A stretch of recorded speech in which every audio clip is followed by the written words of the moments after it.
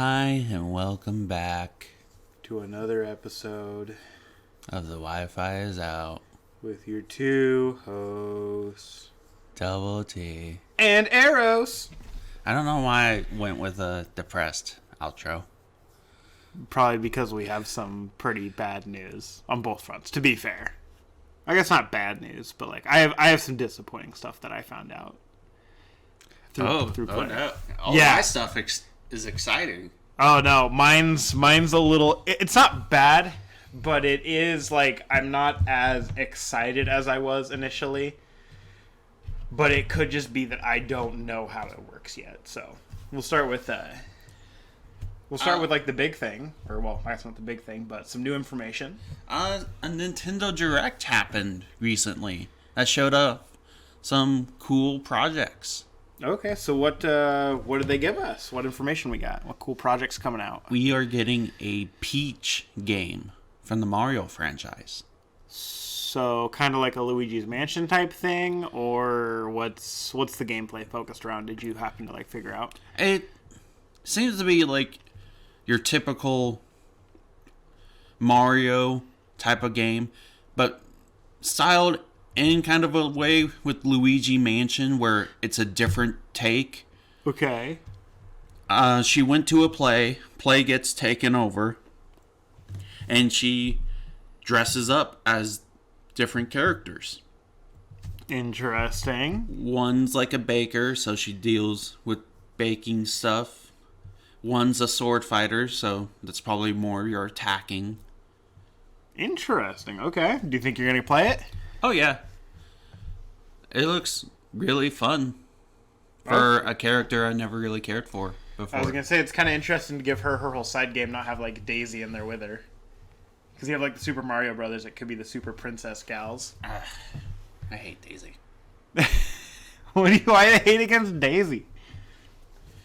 Because she plays the same as Peach in Super Smash Brothers. Oh my goodness. So half the characters anyway. And then they're re-HDing Luigi's Mansion 2. Which okay. I played 3 to the fullest. So Luigi's Mansion, you have to buy the game again? Oh, technically I never bought it, but yes, people would. I have to buy the game. Is the only difference just graphics? Is there any like gameplay differences that you like noticed? I'm willing to bet it's just graphics. Okay. I mean, fair enough. Updated graphics kind of makes it new. They're also remaking the Mario RPG game. I can honestly say I don't know what you're talking about outside of like Paper Mario. We'll get to Paper Mario. Oh, okay. I didn't even know. Wow. I don't know how to describe it, except there was this one character everybody was wishing would be in Super Smash. Gino. Again, another character I've never heard of. What?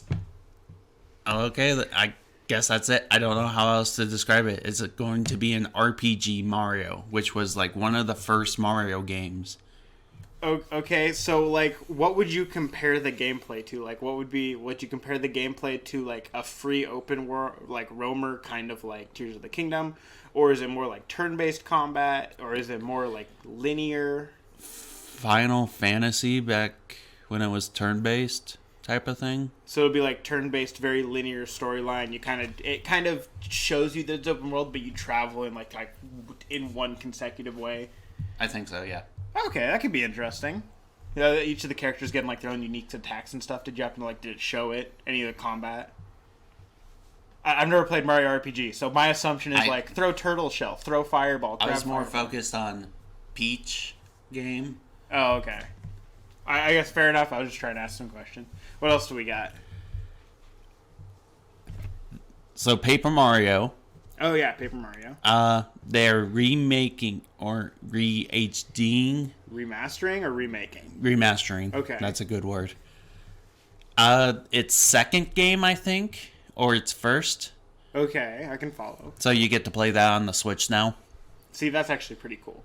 I wish they kind of would have done that for the old like Pokemon games when they brought those back to the Switch, but like, meh, they just chose to bring them back instead of like remastering it. Or they make Brilliant Diamond Shining Pearl and ruin the game in a lot of people's mind.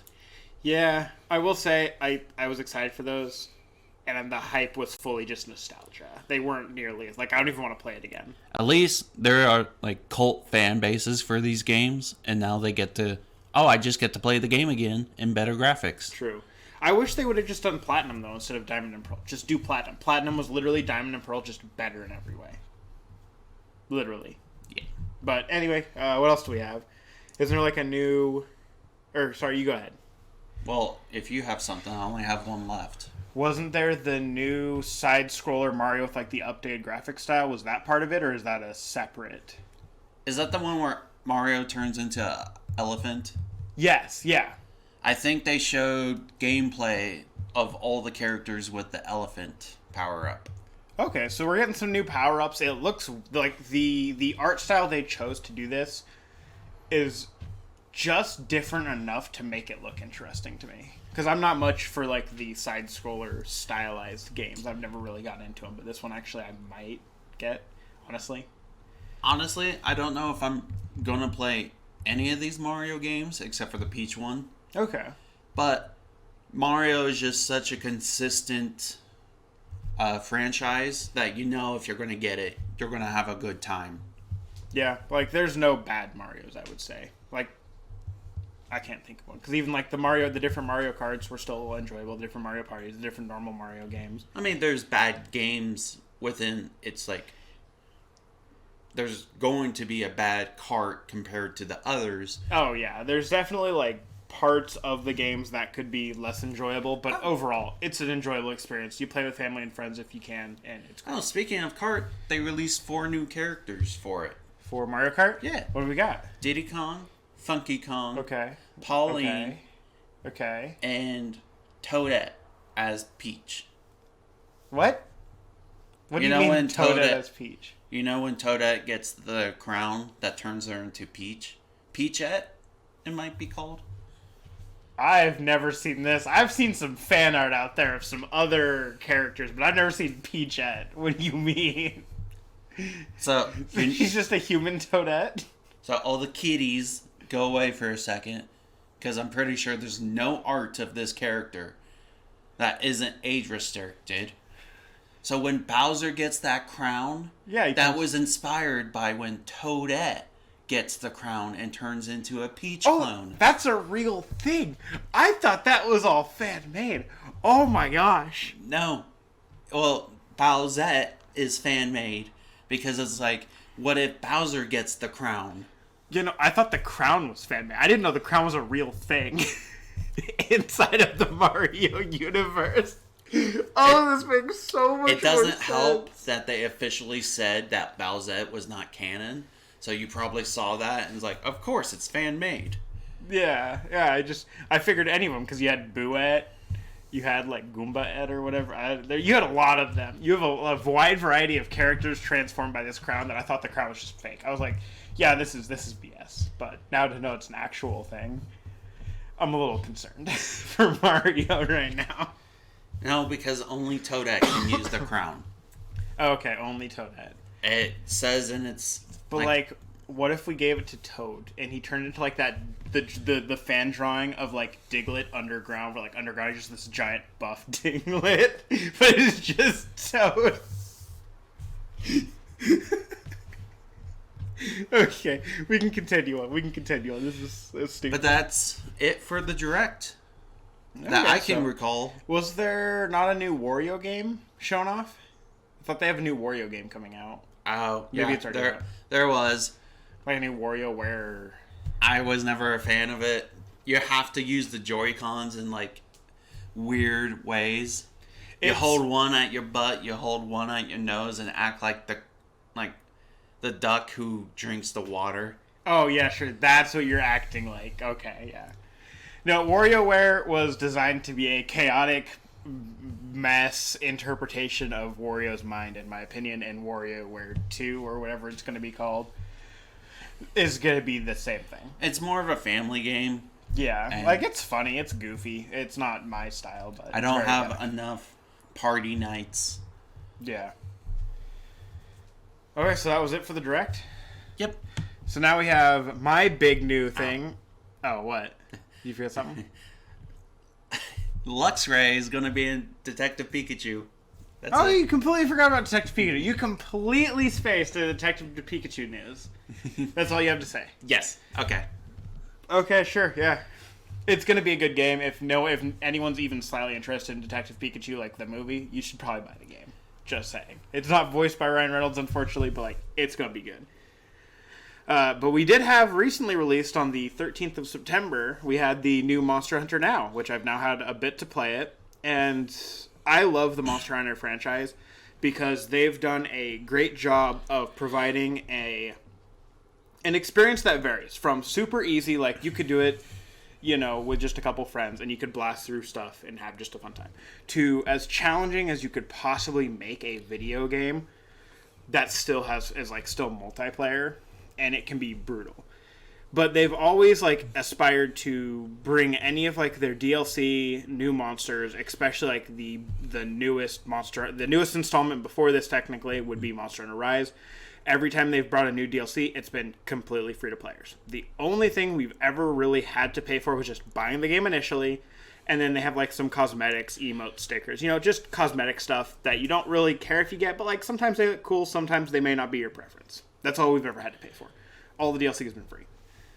So Monster Hunter, Capcom, would be their ownership company, got with Niantic, who made Pokemon Go, and created Monster Hunter Now, which is essentially the Pokemon Go of Monster Hunter. I was excited for it because I've never had a bad interaction with Monster Hunter games or anything. And I've been playing it, and it's really fun. They start you out with just the simplest weapon, the sword and the shield. Very designed on mobility, a little bit of defense, utility, You're not too committed to your attacks in the game, just like you aren't in any of their other games. But you don't really do a lot of damage, so it takes a little bit to wear some monsters down. And I've genuinely had a blast. It's been great. The one big negative thing I've noticed is it takes you 14 of their 13, I guess technically, of their in-game levels before you unlock the majority of the rest of their weapons, like longsword, hammer, great sword, bowgun, bow, which just have very different playstyles between each one, very different interaction times.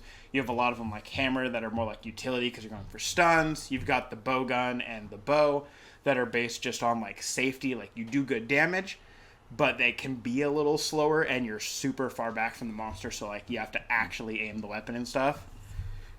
But I did notice that unlike Pokemon Go, where you can walk around and Pokemon just spawn, and you can spin the Pokestops once every 5 minutes. 5 minutes. I was walking around the entirety of our downtown for hours, and stuff that I collected at the start of it had not respawned yet. Monsters were still kind of popping up, but I had to travel a decent distance to get a lot of them. But the normal just natural resources were kind of hit or miss. You had to travel a bit, and they're very RNG. Most of the time I'm just getting the basic materials because I'm still earlier on. But there's actual node gathering points that are dependent based on the 3 areas. For example, if you go to the swamp, you get mining nodes. If you go to the forest, you get harvesting nodes like bugs and mushrooms and stuff. And if you go to the desert, you get fossil nodes to get monster bones and ancient relics and stuff like that. Those didn't respawn in the entirety of the 2 or 3 hours I was out walking around. Oh no. Which, given, I think the first one I did, it was mostly a desert area. And it seems like the areas kind of reset daily. So what is in our current, where we're living, what is currently a swamp was a forest yesterday, and it was a desert the day before, so it seems like the areas kind of rotate in some way. I don't know if it's going to be a pattern or if it's just kind of randomized for the day, but they do rotate. So my specific mining node that right now is a mining node might be a harvesting node tomorrow. But the first one I did got me 3 items. The second one I did got me 5. The third one I did got me 4. The fourth one I did got me 6 or 6. Because I was trying to say 7, but I'm pretty sure it was 6. The one after that got me a 3 again, and then I got another 3. So it was very kind of varying between all of the nodes how many items I get. And all you do is you click on it, and it's just to tap the node to get your items. But it didn't seem it didn't matter how fast I tapped it. I still just got like an amount. So I don't know if there's some way to get more of those, more out of them, or less, or whatever. Whether you tap faster, tap slower, or whatever. I'm still experimenting. But yeah, they didn't reset. And even like the monsters popping up, it really is dependent. I'll have an area like where we live now, where I'll get a monster. I don't know. I've been checking randomly. I'll get like one every like maybe 20 or so minutes. But then when I was out about walking at town, there was like a group of 3 that I'd go do, and then I'd have to walk a decent ways to get another like 2. So that's kind of the issue I'm running into is stuff doesn't seem to respawn nearly as fast as it does in Pokemon Go. And I think it's just because I have to actually collect materials. Versus in Pokemon Go, you spin the stops and you just get like Pokeballs and items. It might just have to be they're testing things out right now. Yeah, I mean the game is like brand new coming out. They played it over on like in Japan and stuff, I believe is where it was released first, and then we just got it. What I do know is that all these 5 other games that Niantic have done, like the Harry Potter, the different color plant ones. What? Plants vs. Zombies? No, it's another Nintendo game.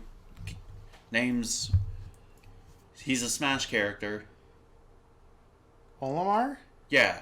Oh, they didn't. Oh, I didn't even know about that. Yeah, they made a game for that. They made their own game. Did I say Harry Potter yet? Yeah, you said Harry Potter. Monster Hunter now, Pokemon which give Go. it time. Yeah, give it time. But so far, all of them have not been as popular as Pokemon Go. Yeah, I will say, I found out, so if someone is on your friends list on Pokemon Go and they download Monster Hunter now, it automatically puts them on your friends list. Oh, cool. Which I don't know if I like that or not. I like it because I don't have to like go and add my friends.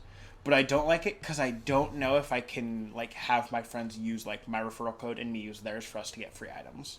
It's not much items, but it's still like some items. So it's like if that kind of limits it in that way, it would be a little tedious. Now, as for the big thing is the shop. So I was a little concerned with it being a Niantic game that it was going to be very like the shop is going to be very predatory. Like, oh, if you need to buy this because it's very big. No, like there's really. I start the game. I have 5,000 slots of inventory, which maybe someday in the future when I get super advanced in the game, I'll need more space. But right now, I'm using maybe 100, and like I'm a little bit into the game. Like I don't feel like I'm ever gonna really need inventory. There's not enough monster parts right now. You can buy more potions, which how the game is set up, in my opinion, to be the predatory part. Is if you run out of HP, or if you're below 30% of your maximum HP, you cannot fight a monster. You can't join friends, nothing. You cannot start a fight outside of the little monsters that'll spawn randomly. But they don't do damage. Like you can kill them before they even have a chance to look at you. That's how weak they are. So you have to use potions, which you get 5 daily, which I think is kind of nice. You can hold a max of 10. But once you run out of potions, like you either have to wait for your life to regen naturally, which takes a little bit.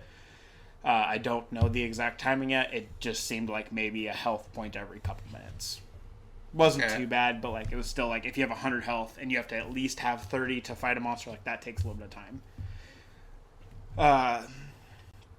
But overall, like that wasn't bad. I don't really have an issue. You can dodge in the game. So unlike Pokemon, where you're doing raid and you have to take the damage, you have the full option to like kill a monster slower, but you don't lose HP. So you'll get like higher times, which means you get like a lower rating overall, which I don't really know if that means better reward, like worse rewards or just less or whatever.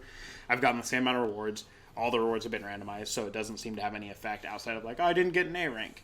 Okay. So you kill it slower, but you keep your health at full, which means you can just continue to do more hunts. So even if it is less rewards, or like not less rewards, but like worse rewards, you'll get more of them, so you'll be able to level up your gear. And each point, it seems like you kind of get like a quest line that you do daily. So you get your daily quests, which give you a bunch of XP and stuff, or hunter rank points. And then you have like your storyline quest right now, which I'm on step 20 something or so, where like it gives you 3 things to do. It's like hunt a Palumu, slay 10 monsters, collect 10 items. Very simple stuff. You do that, and then it'll show you a little bar essentially on the top of your screen that as you complete a certain number of sets of objectives, your character will move forward on this like little timeline kind of graph. And once you reach a certain spot, you'll unlock another monster battle, which will either be a tougher version of monsters you've already fought to allow them to be upgraded in the wild, so you can go from hunting 1-star monsters to 2-star monsters to 3-star monsters, which usually just mean they have more health, hit harder, and might attack a little more often. And then you can also unlock new monsters. So you'll get upgrade monsters and new monsters depending on how far in the storyline quest you make it. And obviously you don't have to do the storyline quest. It just means you're going to be stuck at the base gear for a longer amount of time, and you may have over-leveled base gear. But when you unlock a new monster, your over-leveled base gear just may not be good enough for it. Okay. It's interesting. I genuinely think the game is fun. I hope, outside of the whole potion thing, like if people just... Like, if you get really good at dodging, you're going to have no issue. You're going to play the game, group up with friends. It's a blast. I didn't see anybody in our area playing the game. There was nobody else that I saw with their phone out, not even playing Pokemon Go. Like, there was no one with their phone out in the entirety of the downtown area. So I was a little concerned, but it's also only been out for not very long. Like, that's kind of what I have on it. I guess the only other shop items I could mention are, like, they have, like, a little dewdrop and then essentially just a better version of the dewdrop. So you have the dewdrop and then, like, the better version of the dewdrop, which are quite pricey, and all they do is increase the area of your interaction space by 50% for 15 minutes and then 30 minutes, respectively. So it's not a lot of time, but like it was nice. It meant that instead of having to cross the street every 5 minutes to go grab 1 or 2 items, I could just continue walking because I bought one.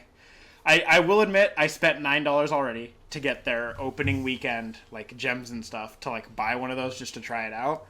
It was nice. It was convenient. I definitely felt the difference when it ran out and I couldn't reach stuff again. But to me it doesn't feel like something you'd have to have. Like it just walk 5 more steps.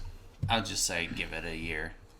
Oh no, give it a year and they'll add more stuff. I guarantee you they're going to add the ability to buy like sets of randomized monster parts, like higher grade monster parts, because they're going to be so hard to get. Yeah. And that's where the issue is going to come in, and I really, really, really hope that Niantic steps in and does something about it, but they won't. No, I know they won't. It's Niantic's game.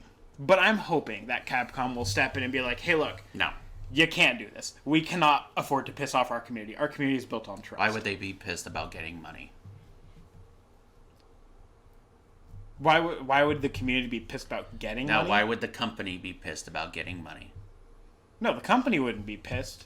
But I'm hoping Capcom will tell them that the people that are playing the game, their community, will be pissed. They don't care. You know what? Screw you. Screw you for being so negative. I'm just trying to put my voice out there and you have to shut me down. It's a good game, though. I'm enjoying it.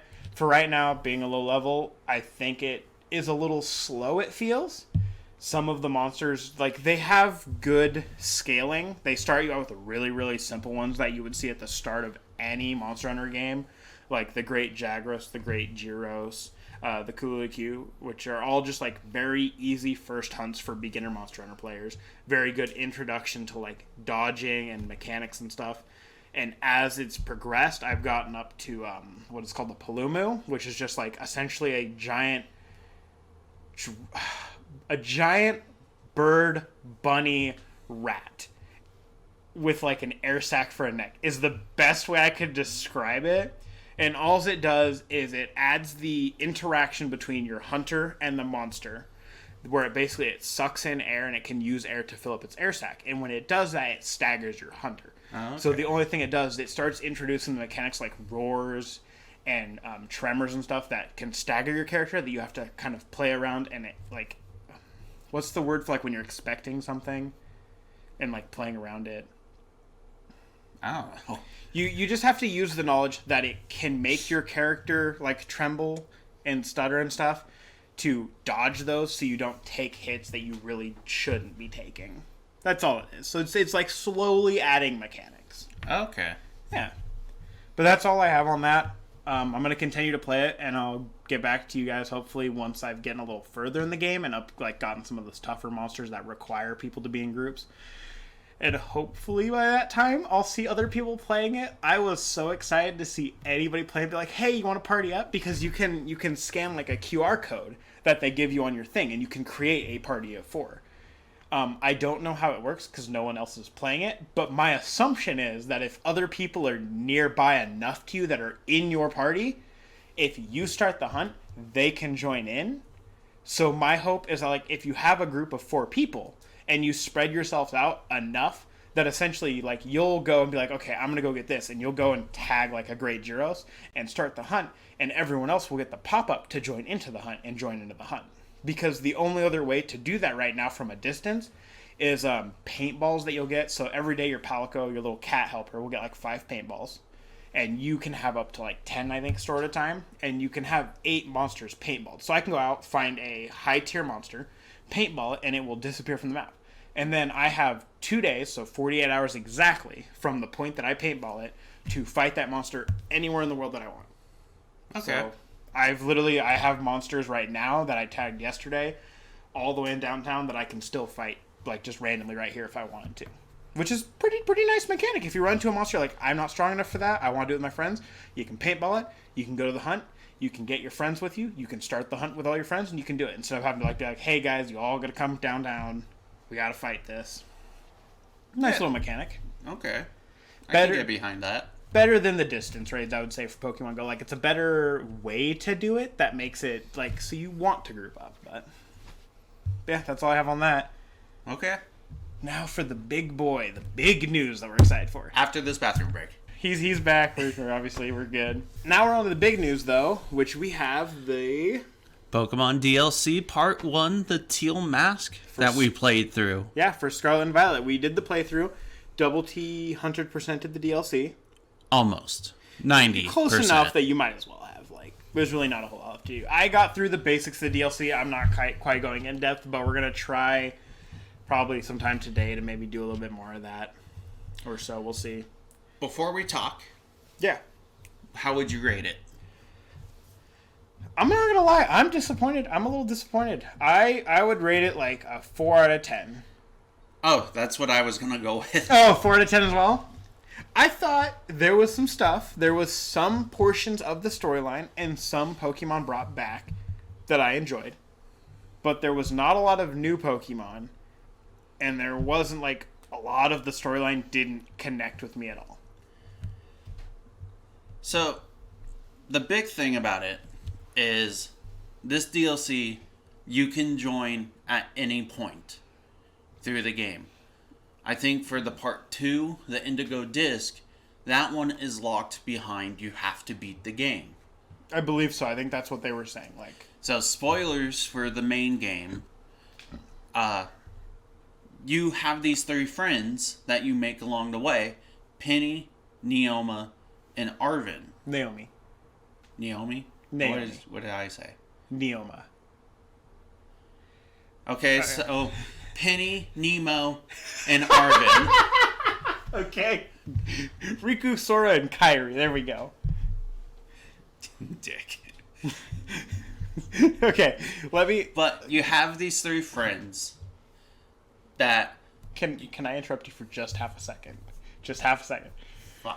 The start of the DLC is you get a call from your school saying, hey, we did a random raffle drawing and you got called, along with 3 other students who are going to join you on this trip to Kamakiri Island. And that is... Kikamari. Okay, we're going to Nemo this, but we're not going to Kamikari this. Okay. This Kamikami Ha Island. And everyone needs to meet up. So you go to the school, and as Double T was saying, you continue with the 3 students. So you beat the game with these students, this big cutscene, figured out the professor was a robot and got sent to the past/future, depending on your version of the game. Yeah. And these 3 students, like, they were awesome. They were amazing side characters to have in this story. I loved all 3 of them. Yeah, you got to experience stuff with them, and they became probably the best side characters, rivals that you could ask for in a game. I'd agree with that. Out of the games I've played, I think they're the best side characters, rivals, friendships that I've gotten in any of the Pokemon games. And at first I wasn't super into them, but as the game progressed, you actually did the storyline with them with you. Like, that was fantastic. So then DLC starts, and you get 3 random generated characters that they decided, yeah, this looks good enough. Let's make this one a little bit smaller. And given to kind of like, I guess, spoil it away, you go throughout the entirety of this new DLC and you don't interact with them outside of the first, 5 minutes of playing the DLC. Yeah. I don't think they didn't get names. Nothing was special about them. You didn't battle them. You didn't do anything with them. They just were there. They should have just made it a lottery where one student won. And got to bring, 3 friends. Well, not even bring 3 friends. In this scenario, just you got picked. Yeah. Why give us 3 random characters? Oh, it's that anime moment where find an anime character is like, oh, the one that has red hair because everybody else is only brown. Yeah. And then they also went as far to mention Blueberry Academy, which will be part of the DLC for the next, it'll be part of the next DLC. It's Blueberry Academy, which is our rival school in the game, technically. And so they tell us that 4 of us from our respective academies, Naranja and Manzana. What's the other academy? They're weird names, so I only called them Orange and Grape. Yeah. Essentially, 4 people from Orange or Grape Academy, depending on your game, were randomly selected in this lottery to go to Kamakiri Island. I still feel like it's Kamakiri. Do you just want to search it up real quick? I'm just going to Kamehameha. It's Kamehameha Island now. I don't care anymore. That's what I'm calling it because I like it better. I'm pretty sure it's Kikamari. Kikamari could be.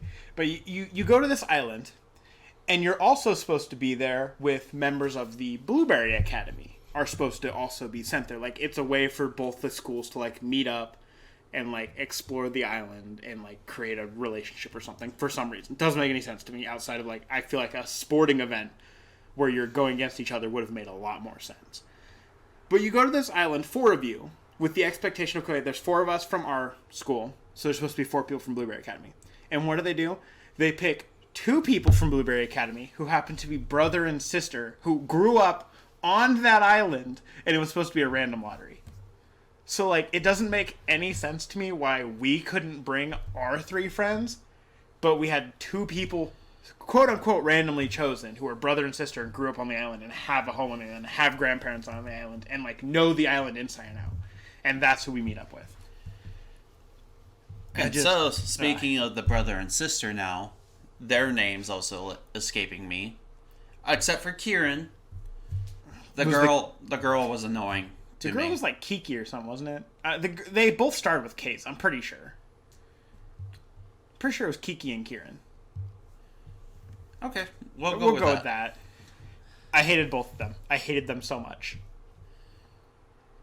Can you describe them for our lovely audience? Because, oof.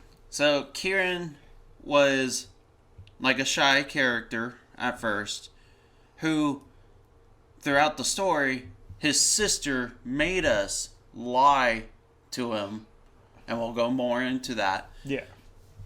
And now he basically, I would say, hate us for being the one that's stronger. I would say that throughout the entirety of the main game, we built up a partnership of 3 people. Okay? One was our buddy researcher who helped us understand stuff. One was our supposedly at that point would be considered the childhood rival who wanted us to be better. Oh, you're talking about those 3. Okay. Yeah, I'm talking about the original 3. We had the researcher who helped us find stuff and figure stuff out like a professor's kid would. We had the Pokemon rival who wanted to be better and wanted us to be better and wanted to have these epic battles, a true rival. And then we had the wild card that had this kind of whole side project as if they were part of a Team Rocket sort of takedown, which they were. They were part of the Team Star takedown or whatever. Yeah. And now we go into this DLC, and all of a sudden they're giving us an evil rival who genuinely seems to hate our guts, is younger than our character, is overly just been lied to. And it's like, why? What's the... We already had a rival. I don't blame him for feeling this way. It it felt forced. He's justified, but it was definitely forced. And then the sister was... a psychopath. Yeah. She would get crazy eyes all the time. She was consistently yelling at her brother. She would force us to lie to the brother for his own good. And then our first encounter, I believe, was battling her. And then she forced us to battle her brother. I'm like 99% sure. We literally showed up, didn't even find the teacher, found her. She battled us. We won. And then we found the teacher, and we have to pair up with one of them. And then she's like, yeah, fight my brother. She definitely was more battle focused, which that's fine in a Pokemon world. Yeah. But they made us fight the brother and sister, I think, at least 5 times each. Because they had 2 Pokemon. Every time we battled them, they had another one. So I think it was 4 or 5, yeah. So it was a lot of fighting them that could have been broken up if we had our 3 friends with them. Yeah. Then we could have fought remastered of their teams. Yeah, and we could have... I don't know. The storyline to me was, you're going to this island to have fun. And I was like, this is going to be really cool. And to me, there felt like there was no story. I played the game. It was okay. The new location we got was basically just felt like a smaller Paldea. Which, it's a cool area. I'm definitely going to shiny hunt there. There's some cool spots there. Yeah, there's some cool spots. There's some Pokemon that were introduced that I want to shiny hunt that I'm actually stoked for. But I felt as if we kind of got kicked onto the curb, like, yeah, go screw yourselves. Like, so, I don't remember the exact number, but I'm pretty sure for Island and Armor, or Isle of Armor, and the Crown Tundra, they had 400 Pokédex numbers to them. I have numbers, but I don't know what you're looking for. The Teal Mask only has a 200 Pokédex. 200, and 100 of them you already caught in Paldea. Was from Paldea, which instantly makes one of the coolest quests in there super easy to get to. You just have to catch 50 Pokemon, which, if you beat the game... I know what you're talking about. Okay. They're already at level 60, so you give them one rare candy that if you've been grinding raids like I have for Herba Mystica... so much. I just instantly evolved like 10 to 15. Yeah, because you already have 100 of the Pokemon. You have to get 150 registered in the new Pokédex to do this quest line, because the person won't even talk to you a second time until you do it. And out of the 100 remaining Pokemon, the majority of them, I would say, probably 80 to 90 of them were just returning Pokemon. Oh, yeah. If not more. Honestly, if not more. So the quest is a Ursaluna Blood Moon, which I was excited for because I saw pictures before the game, and I have an Alpha Ursaluna shiny from Arceus. It's like, cool. You've been saving for a while. I get to give him an item because it seems like it was just a form change, and he gets to become this Blood Moon form. Kind of like with Giratina. With Giratina, and then with like Palkia and Dialga with Arceus, where like you gave him an item, they changed forms, you took the item away, they lost the form. So unfortunately, like you would have to hold an item in the slot, but like you get a cool form that usually has like some bonuses and some new moves and stuff. Looked cool. So they gave us worst Pokemon Snap in this game. Yeah, you had to take a picture of 10 different Pokemon. They did not let you ride your Pokemon, or Koraidon or Miraidon, based on your version. Which, they had them so spread out, it took at least 5 to 10 minutes of like... Yeah. After I watched Double T do it, I think, or like kind of mostly do it, and I kind of memorized some of the spots, so it took me a lot less time. But if you don't know where the Pokemon that you're looking for, like you kind of have to do some exploring. Because the ones in the trees, like you said, gamers don't look up. I never would have saw the 2 different types in the trees to take pictures. I would have been looking for hours. And then you catch Blood Moon Ursaluna after all of this. and there's no way to change forms. So now my shiny is not worthless, but it's like, Yeah, so I prefer this Blood Moon to regular Ursaluna. we literally have essentially just a new Pokemon that it doesn't evolve, it doesn't de-evolve, nothing evolves into it, it doesn't change forms. It's just a Pokemon that exists now. It's kind of like White Stripe Basculin came back for this DLC. There's no way to evolve it though. You have to catch a Basculegion in the raids. Yep, you either have to do it in the raids or you have to send it over from Pokemon Arceus, which means you have to send it from Arceus to home and then from home to Scarlet Violet, which is just a whole process that could have just been eliminated by letting us evolve it. Which, in the game that had like the future and past forms, they could have easily just made, oh, this place has all the Hisuian Pokemon. We also, they brought in, like, we have Hisuian Growlithe, we have the White Stripe Basculegion, we have technically Ursaluna in the game now, but yet we don't have, like, oh yeah, and we have Stantler in the game, but we don't get... And Cleavor. And Cleavor. Can we get Cleavor? We could get Scizor, so technically we can get Cleavor. How do you get Cleavor? You have to give it a black Argyrite, but the point is, these Pokemon that we're listing off are in the game. You just can't evolve them. Yeah, but we have those, but we can't get Stantler's evolution at all, unless we transfer it, obviously, like we said. You can't get the opposite form of Sneasel at all. There's nowhere to get Hisuian Sneasel, but we have Hisuian Growlithe. Well, that one makes more sense than having Stantler or Basculin and not be able to evolve them.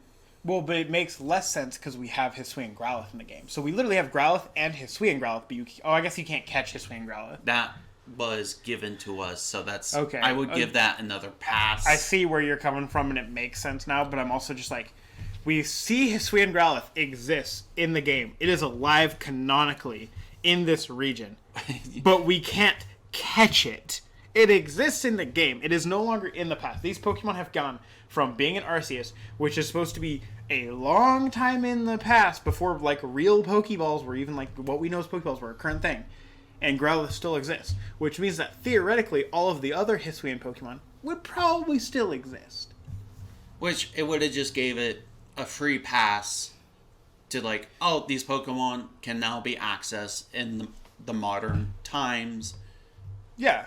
They literally could have just been like, yeah, we're adding them to a new section of Area 0. Because, like, it makes sense that if they're in the past, they would be in the area that deals with the future and past. So, Pokedex wasn't really a problem. Yeah, especially we completed home updated within... I took a nap, came back, brought all the Pokemon I needed, got the Pokedex done before he got it done, staying up for 5 hours. Yeah. But the cool part is because he got it done, he had the Blood Moon Ursaluna, which he then transferred to me so that I could catch my Blood Moon Ursaluna in a Moonball. So now I have a Blood Moon Ursaluna in a Moonball.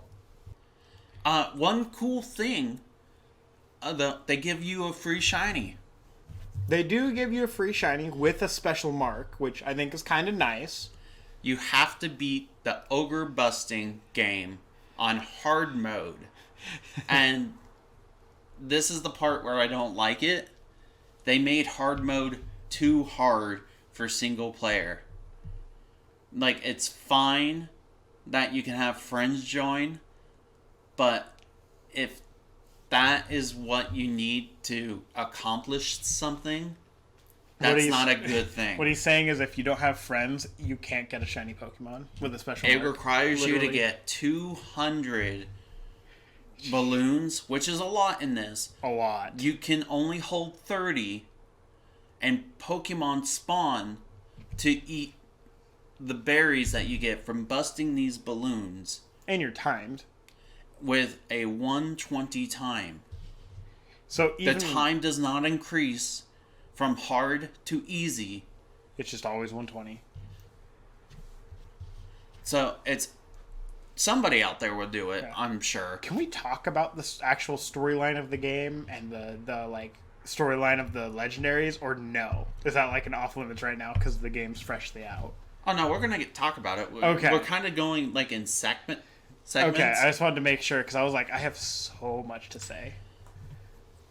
Because we're just talking in segments, man. Like you get to town, you turn right, there's Perrin.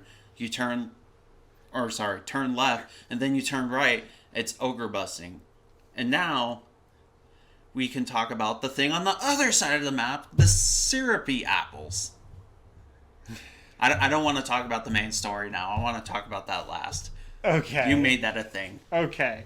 These syrupy apples. So we went in. Double T was so excited for this new applin form called Diplin. I literally shiny hunted it right before we played it. Yeah, so that he could have one.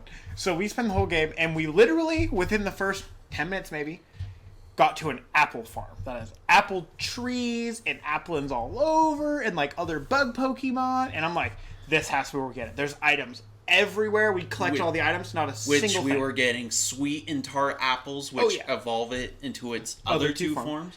And what we need was a syrupy apple. So we're like, it's got to be here somewhere. We were collecting all the sparkles, collecting all the items, collecting all the TMs, talking to people. Which then we realized, oh, it's a candy apple, so they're going to sell it at the festival. Yeah. So let's get the story ongoing. So we progress through the story. We get to the festival, and we're talking to people. And they literally, I'm pretty sure, had an apple stand. They had an that apple we couldn't stand interact with.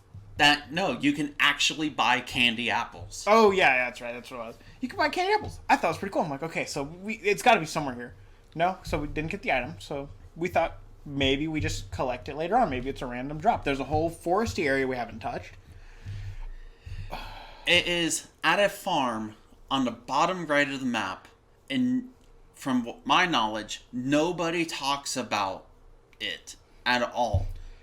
No NPC that we talk to, no part of the story quest, no random encounters that would be in that area that we would need for the Pokédex. Nothing indicates that that is an area that we should visit to go to a tiny little shed, essentially, with a stand next to it that doesn't have a person. It's just a stand that you go up and you interact with. And no pop-up, nothing. You just interact with. And it's like, there's nobody here. Leave some money to buy a syrupy apple. Like it was just mind-blowing how out of the way this item is, and you can't just find it on the ground like you can with the other two. It got to the point I had to look it up because I did everything. Like, I stopped us from playing further. It's like, I'm not going second longer until I get this apple. You did everything you could to find the apple without looking it up, and there was nothing that indicated that we had to go all the way to this tiny little remote corner.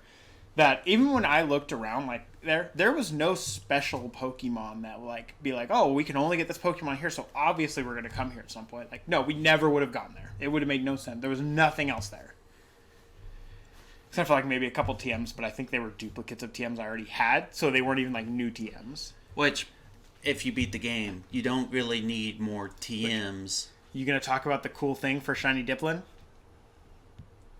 No. Shiny Diplin is the first shiny Pokemon with a shiny move. Oh, yeah.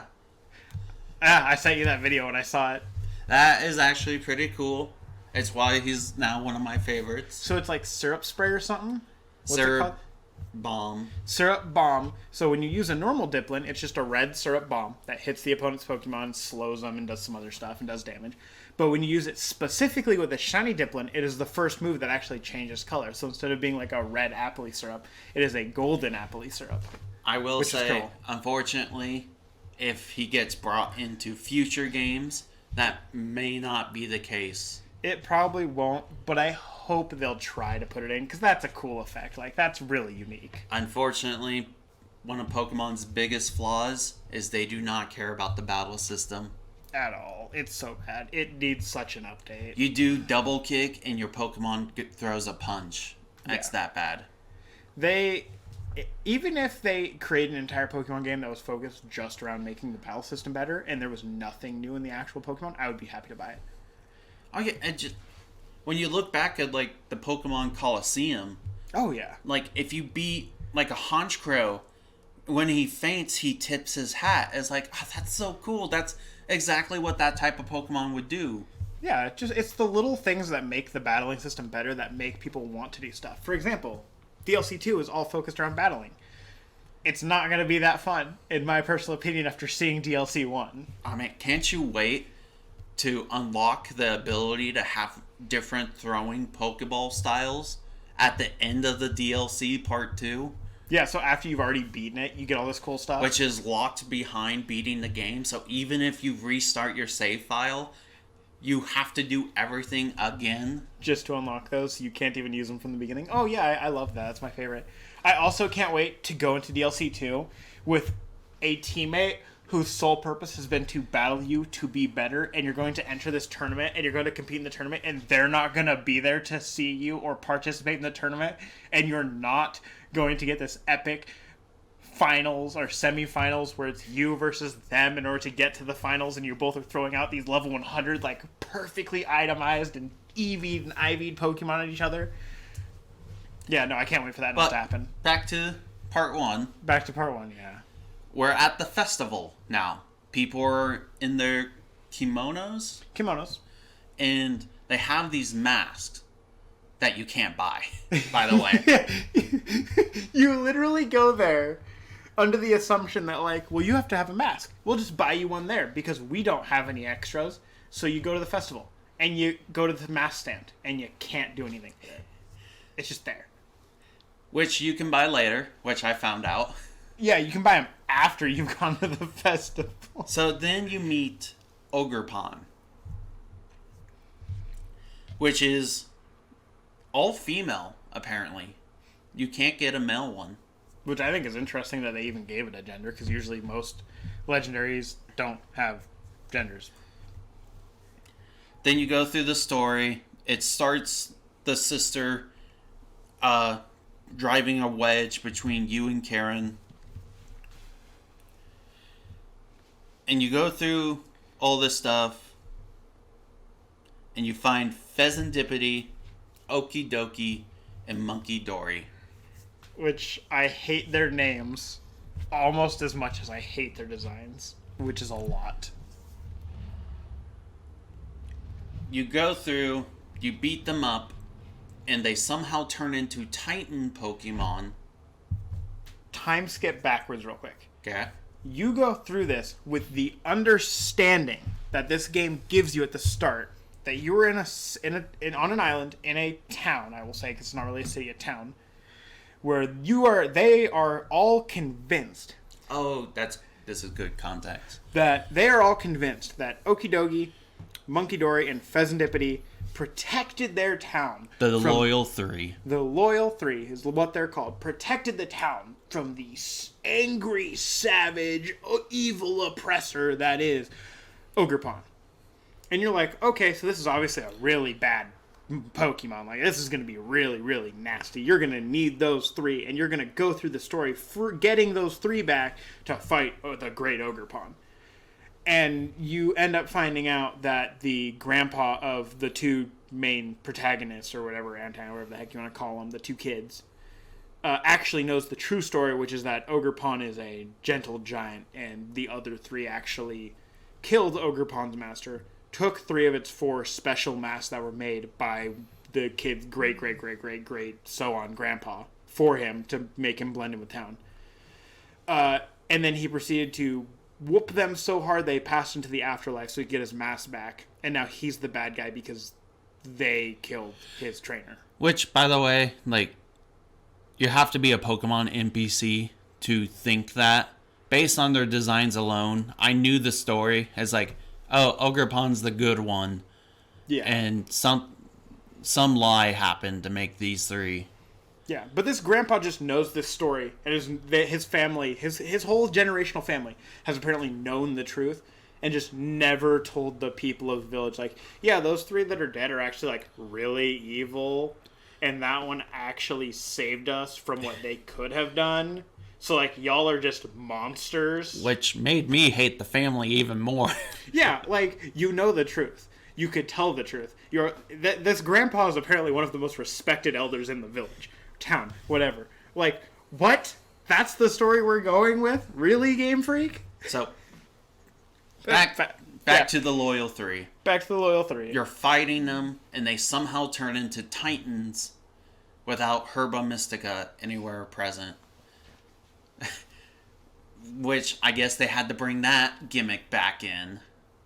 Yeah, like you beat the 3, you get the masks back. Ogerpon shows that it wants to go with us and be our Pokemon. With us. It wants to be our Pokemon, keep in mind. And then Kieran comes in and he's like, no, you will come with me. Because they made us lie to him like the entire time. Yeah. Which, by the way, why even give us options in the... Yeah. Kieran wants Ogerpon to join his team and not us because he believes in his heart of hearts that we're liars and we're terrible people, and that Kieran has always believed since his entire childhood that Ogerpon was the nice one, the hero and stuff, and that's why he wants him. And what does he do? He challenges us to a fight to see who gets to claim Ogerpon as their servant. It was not a good look for him. It was not a good look. But I just want to say... I want to get to the dialogue here in a minute. I blame Game Freak for this, because I would be totally okay if this was the outcome, if they just made us the character do this without any choices. Yeah, because their choices are like, oh, hello Aros, or Aros, good morning. They're same thing. So keep in mind, this multi-billion-dollar, decades-long franchise gave us options. Every interaction, I would say we had 2 options to choose from. And the 2 options were the same thing, just written slightly different. Why is it that there are other games that have come out recently that we can play, and they have good options that lead to various different storylines? And then we have this game where they give us 2 options that are the exact same thing because, if we had more than one storyline, like, that's too much to handle. You would want to go back to the Walking Dead Telltale games for better options, and that's saying something. Yeah, that's saying, like, these are bad. Like, I would absolutely love if you could play the game and it was essentially you were siding with the sister or the brother, and it was like you can lie to the brother to join the sister's side, and then the brother obviously turns against you. He's like, how dare you? Oh, that would make it so much better. Yeah. Or you can tell the truth to the brother, and the sister, like, how dare you tell him the truth? This is going to corrupt his mind. And then she becomes the evil villain of the next DLC, where she's the one who wants to kick your butt. Would have made it better. But no, they can't do that. That's too many choices. I hated the dialogue options with a passion in this game. And so, this was like the 5th time that we faced him, so obviously he lost. Yeah. And then he throws a tantrum and punches a stone fence and hurts his hand and then runs away. And then I think that sums it up. We have this fight with Ogerpon that is 4 fights in a row with all its terrestrial form masked. That's right. Masks, not hats. Yeah, its mask became its terrestrial form. It didn't get a hat or anything, which was cool. Which is cool. It's different. It's different.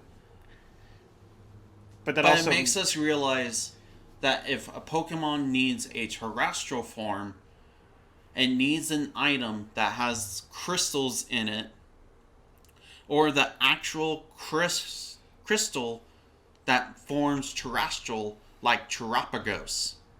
And its shell. Yeah. So yeah, it also means that the bar from Game Freak for, like, giving us new stuff is really, really, really low. Like, really, like, a terrestrial form that is literally just its mask. Like, yes, Ogerpon's themed around, like, its mask and stuff, but that was, like, they could have done a lot more. And then on top of that, like, you do the 4 fights, and they're not challenging. Like, we went in with high-level Pokemon because the DLC came out, like, half a year after the game's been out. So the majority of people that I've been watching go through the DLC that I, like, follow on YouTube and stuff are going with level 100, perfect IV'd, perfect EV'd, perfect items, perfect movesets. Because, like, that's just what they have in their account. They don't have stuff that's set up to fight weak level 67 Pokemon. Which, like, I understand the wild Pokemon being at that level, but the trainers should be leveled up to 90 to 100 Pokemon. The trainers should be coded to analyze, like, keep their Pokemon that they originally had designed for the teams, but they should be designed to analyze the Pokemon that are on your team, their levels, their EVs, their IVs, and adjust accordingly to make the fight doable, but not just a stomp. Like, it was not hard doing any of these fights. It should not be my job to make the game tougher. It shouldn't be your job to make the game an enjoyable fighting experience. I would say that. Which, I would love to. Like, when I was first playing the game, it's like, okay, I need to get some items for my Pokemon because it's starting to get a little tough. This one, none of my Pokemon had items. And here's the thing, too. It's not like we could just go and start the DLC and be like, we're going to do this with level 1 Pokemon as if we had just gotten our starters. Because the issue is the game's still going to make them level 67 because it's going off of how far we've progressed. So we would literally have to go out and get Pokemon that are level like 67 and get them to that level or have them at that level in order to play the DLC. So if we would have known about this before, I might have gone out of my way to go through and egg hatch a whole bunch of Pokemon and then get like a team of 6 and level them up to 67 real quick with like some rare candies and stuff. Wouldn't have been hard. But when the DLC is already out, I don't want to waste the time to go do that. Well, then your problem is, let's say you wanted a Tinkaton on your team. Yeah. Are you saying you're going to have a level 67 Tinkatuff? Because they only had 67 Yanmas. Yeah, they had the pre-evolution too. So if you went in with a Tinkaton, you would still be pretty outmatched. Yeah, you would still be outmatching them because you're going to have better IVs, higher stats overall. So yeah, like they could have done better with how they did the level scaling and how they did the introductions. Overall, it could have been a lot better. I was severely disappointed. The 4 out of 10 is specifically because we got Vulpix back, which I love. We got Jangmo-O, which I think is a really cool Pokemon. Vulpix, absolutely fucking love. But also, they could have had a 5 out of 10 if they had just brought Absol back. It's all I want. It's all I really want. It's that Pokemon in the game. I think my rating stands because the story was fun. Like, the characters were annoying. But there's so much stuff that they should have done that I can't let them get away with. I think if they had given us options, like actual options, and changed the storyline, like change the storyline options in dialogue, that would have been better. If they would have broken up the fighting, we like these battles between us and the brother and the sister were like every other dialogue, it seemed like. Yeah, that's why I wanted the 3 past friends, because they could have been fighting us here and there. It's like, oh, okay, I'm having an Arven fight. Like, he has different types. You know what would have been so good? What would have been so good? What? Arven, Naomi, and Penny join us on the trip, okay? Because we win, or we got selected because, like, oh, we want you as a representative. You're a good representative of our school. Because you helped with whatever, this problem. like X thing. Like, they just make you like, go. This is a reward. Yeah, they just make you go a little bit into the story instead of just being able to do it with me. A little bit into the story, do a special thing, and then you get to go and you choose those 3 because those are the only 3 people you know.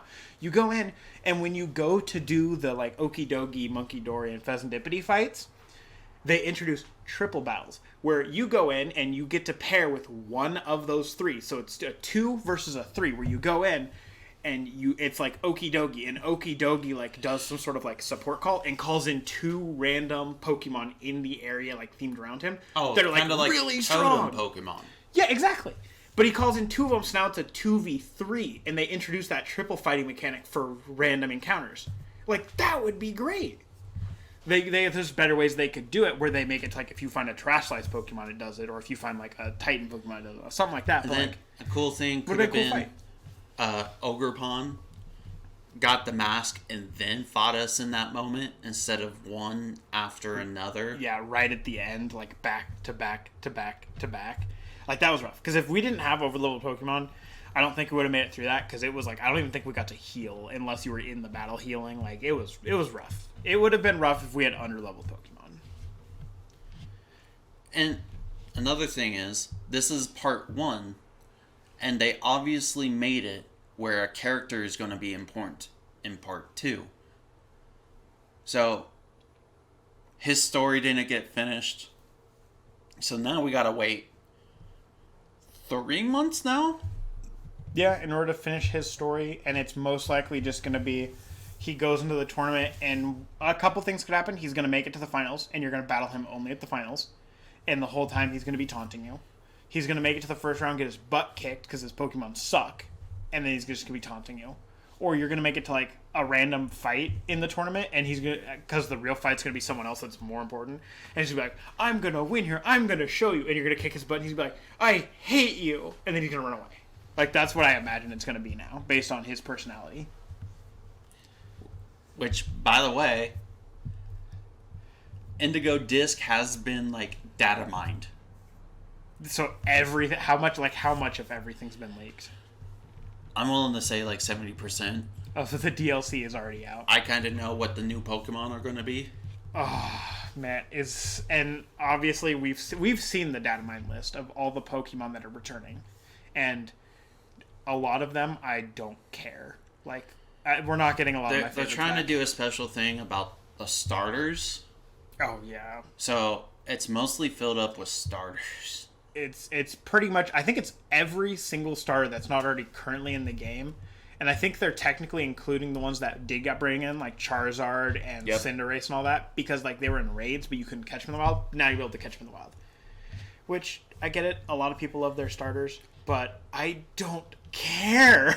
I don't play the games to collect the starters for the 17,000th game in a row. I'll just go to Pokemon Go and get them. I'm disappointed. I'm honestly disappointed in both DLCs so far. Do you regret buying the DLC? I don't regret it because I got to actually play the game DLC alongside you. But if I had been playing Scarlet Violet like solo and not been playing it with friends, and I bought that DLC and I played that DLC, I would have wanted a refund immediately. That's how bad it is to me. I wouldn't say it's that bad to me. It's what I expect from Pokemon at this point. I still, even though we've been criticizing the entire time, I still loved it. I still played it. I mean, it's Pokemon. It's not really that hard to make a Pokemon game. But I personally am going to hold like the number one brand that makes like the most money accountable for its games. Yeah. I know you make more money through the plushies, the cards, not the games. But you can't have any of that stuff without the games. Yeah, if they didn't have the game, though, that stuff would not be nearly as popular as it is today. It's a constant cycle with everything. The minute you run out of Pokemon for the cards and plushies, you need a new game with new Pokemon. So it starts the cycle again. Mm-hmm. But they treat the games like, we know you're our least profitable item. So we don't really care. We just need you to push out the designs of Pokemon. Yep.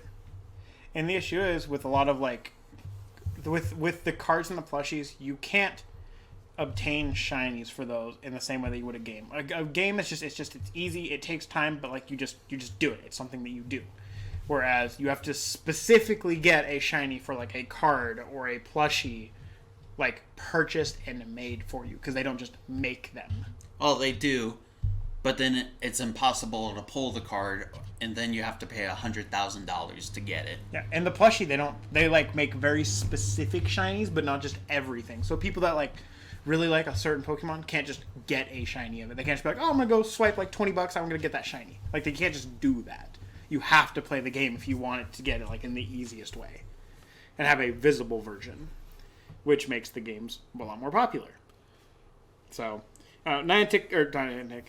Game Freak could have done a lot better, and I'm really hoping DLC 2 is not as garbage as I think it's going to be with the storyline they seem to have set up. Because I genuinely, if I go into DLC 2 and I go into that tournament and we have lots of good fights and it ends with me fighting Kieran and kicking his butt and him throwing a tantrum, I'm not playing another Pokemon DLC. That will end it for me. Well, at least I probably will, but like I'm gonna be that pissed. I mean, I'll still play. I'm a sucker. Yeah, it's disappointing me. It's like it's no fun. Like there's no fun. You go into this game, into a Pokemon game nonetheless, which you're already going to win. Like the whole design of Pokemon is for you as the player to win. You are the best. So you already know you're going to kick this kid's butt. And then if they just happen to throw a temper tantrum, it's like, what is the point of any character growth? It's like Pokemon's like a Hot Pocket. God. It looks so good on the outside, but the inside sucks. Oh, I was talking more. You just have to press one button usually to beat it. Yeah. It's... And then, like, it would be better if they had fights that you did that were scripted for you to lose, but it didn't feel like they were scripted. Does that make sense? Like, you're supposed to lose this to continue the story, Kinda but, like like you the don't really know you're supposed to lose it. Bloodborne Yeah. thing. Exactly. Like, you're supposed to lose that fight, but if you win it... Yeah, or like Elden Ring, where like you're supposed to lose the tutorial fight. You're supposed to. That is how new players are supposed to enter the game and get introduced. But like if you win it, you get some extra. But like you're supposed to. Like the devs really went out of their way to like make sure they did everything they could to set you up to lose that fight to progress the story. Like that would add a little more variety, other than like every time you battle someone you win and it's like okay cool, and if you lose it's like well you lose money, go redo the fight.